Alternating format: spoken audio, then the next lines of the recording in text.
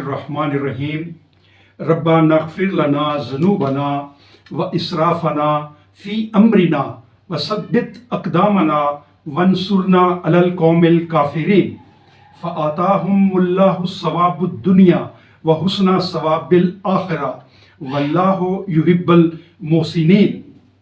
سورہ ال-عمران آیت نمبر 147 اور 148، اس کا ترجمہ: اے ہمارے رب، معاف فرما دے ہمارے گناہ اور بے اعتدالیاں جو ہم سے سرزد ہوئیں اپنے معاملات میں، اور ثابت قدم رکھ ہمیں اور فتح عطا فرما ہمیں اللہ کی آیات کا انکار کرنے والوں پر۔